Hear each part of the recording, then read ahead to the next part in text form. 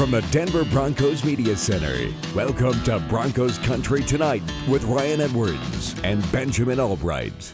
Broncos Country Tonight, Broncos OTA practice. Second week, got a chance to watch a full practice. Always enjoyable now, especially with Russell Wilson out there, seeing how the offense is coming together, seeing some of the new faces on the defensive side of the ball. But today's practice, I think a lot of people almost immediately are going to talk about Pat Surtain and how he came up with a big interception. I want to say, and again, we'll have to go back to the film on it. I would say from our vantage, it looked like a spectacular play from Pat Surtain deep downfield down the right sideline on Russell Wilson. Took it back to the house. Might have been a pick six. Either way, but it was, the chirping back and forth, the energy of practice. Again, it can't go without saying it's very impressive. Well, yeah, and it wasn't like aggressive chirping. It was like that all in fun, like I got you. You know, you've gotten us in a few practices, we got you in this one kind of thing, and that's the good kind of smack talk you want to see out there. It was a great athletic play by Pat Surtain, and Pat Surtain's going to be a star in this league. He is absolutely going to be a star in this league. It was the right pick at the right time. I know, back I took a lot of flack for telling everybody it was the exact right pick at the time, and everybody else was crying about Justin Fields, and now we've seen that, we're kind of seeing that come to fruition. I really do think that this Broncos secondary is going to be quite good.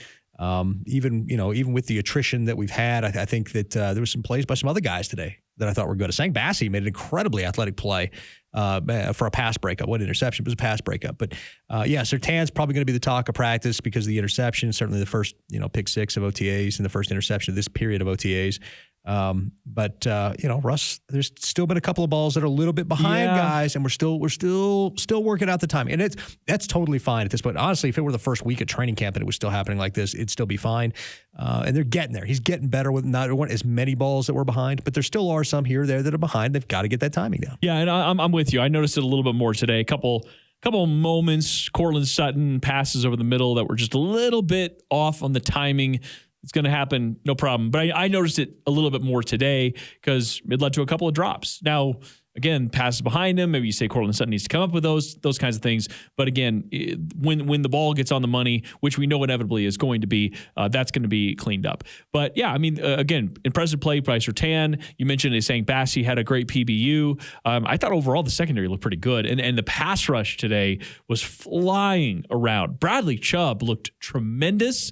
Also getting a chance to watch Baron Browning out there as an outside linebacker. He looked really good. Malik Reed was getting back there. So Chubb got a couple of good pressures. He got some great pressures, yeah. And so like week one practices, we talked a lot about Draymond. And he was definitely a factor today. But Bradley Chubb had a little bit of work. Now, again, maybe it helped a little bit. Garrett Bowles wasn't out there practicing in team. They gave Tom Compton, Ben Braden some opportunities there at left tackle. So maybe that is part of the conversation as well. You're not going up against Garrett Bowles, but either way, it's great to see Bradley Chubb back out there being such a big impact guy. Yeah, and they're going to need it. They're going to need an exquisite performance from Bradley Chubb this year. They just the edge rush, as much as they've drafted Benito, and he's a raw, unproven commodity. We'll have to see what he is in training camp. We know what Malik Reed is. He's kind of a rotational guy. Baron Browning looked good in limited snaps, but he's still learning the position, and he's going to be moving around. And in Randy Gregory, we haven't seen much of him yet, obviously because of the surgery. So I think that you really need to see a lot out of Bradley Chubb, and you need good performances out of him to feel confident in what you actually have at the depth of that edge rush. Inside linebackers also, noticing them quite a bit. Jonas Griffith out there. Also Alex Singleton making some plays. I like Alex Singleton a lot. So today, I don't know. I'd give this one to the defense. Again, it's OTAs. There's a certain amount of you have to assess these things as not full pads. You have to assess these things and, okay, what are the conditions? It was a little bit rainy out there. Who knows? But the defense looked like they clearly were they're flying around the ball. They looked like clearly had a lot of energy.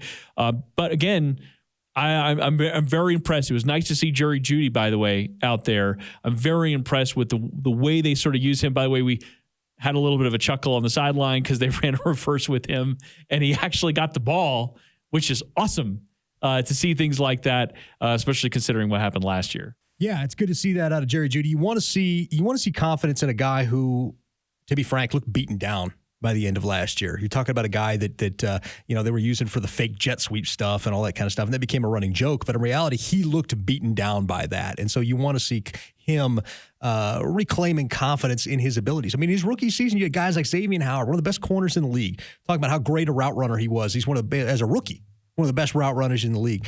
And you need to see that. I think this offense as a whole needs to recapture some confidence. I think Courtland Sutton needs to have confidence in his abilities to get back to where he was. And I think the offense as a whole needs to have confidence that when called upon, they can carry this team. Because I think they've lost that. I think there is a sense of, well, the defense has bailed us out, and that's kind of what we have to rely on. The offense needs to forge and create an identity that we got this, we can carry you when you're down. And it starts with the micro concept of individual confidence. Guys like Jerry Jeudy said, yes, I can do these things. I can get back to, get me the ball. I'm not going to drop it. I'm going to make a play. Courtland Sutton, I can plant on this leg. I can go make plays. So I think that's where it starts.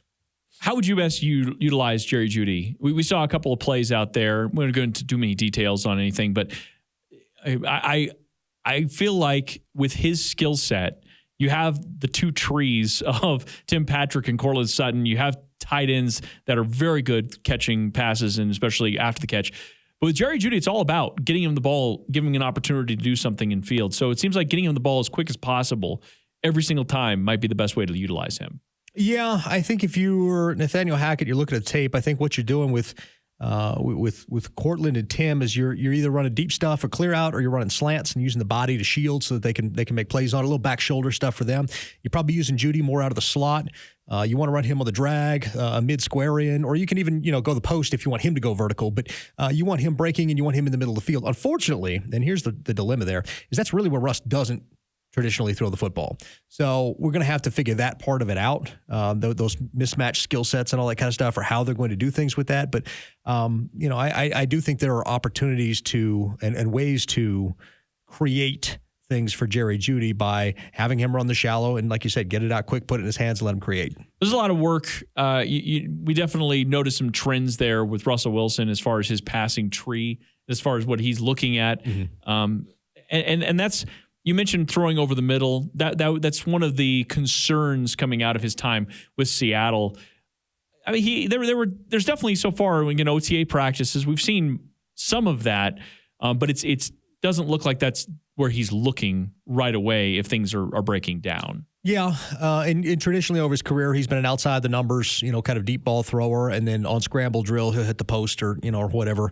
But that little, if you look at the heat maps or whatever, there's like a little hole in the middle of the field from about 5 yards out to about 20 yards out where it's the cold zone where he just doesn't throw the ball in there. Now, part of that has been to his advantage because he hasn't thrown a lot of interceptions over his career, and that's certainly been a reason for that. But at the same time, you do need to challenge every blade of grass, or teams are going to figure out I don't have to cover this area, and then they're going to take away other things. It's going to be more difficult for you to execute the rest of your offense. Well, more things that I thought were good today. KJ Hamler caught a deep pass. This was during individual work. It wasn't during team. Caught a deep pass down the right sideline. Had to kind of catch it over his shoulder, somersault a little bit on the ground, but he came up with it and got up and was dancing around. And so, again, guy recovering from ACL, the hip stuff. It was certainly great to see him out there collide with the ground, get right back up and go. Mm-hmm. And beyond that, I think all these guys are having fun out there. Oh, my and gosh. It's certainly something that he was dancing afterwards. He was. And that wasn't the case last year. We talked about different energy and stuff like that. And there's been different energy with every different coach. There is a different energy. The energy here, though, is these guys are returning to having fun. And I think that's a good thing. The question remains, with all of this, does this translate to wins in the end? Because all of this is moot. Everything we're talking about at the end is moot if it doesn't translate to wins. I'm hopeful. I'm cautiously optimistic about it. This team looks like it could be something. It does. Now, granted, we'll need to get into training camp. It takes 2-3 weeks into training camp before you really tell. Like last year, we were like, okay, this is a 500 team. Like they got a good defense, but this offense is going to get bogged down against good teams. The year before that, you kind of see those kinds of things. I think that this team has the potential to be a playoff caliber football team. The question is going to be is it all this positivity and everything else is when you put it all together, does it translate? Does it work, and does it translate to wins? Yeah, and I would say that the early returns, conversations about the offense, I think they're going to overall play better, but they might not be what they end up at the end of the season looking like. same way at the beginning of the season. Like I have a feeling one of the early conversations we're going to be having in training camp is, are you concerned about how slow things are kind of coming together? You talked about some of the timing of the passes, those kinds of things. Listen, there's going to be days the offense wins, and it's not going to be as a result of just the defense having a bad day.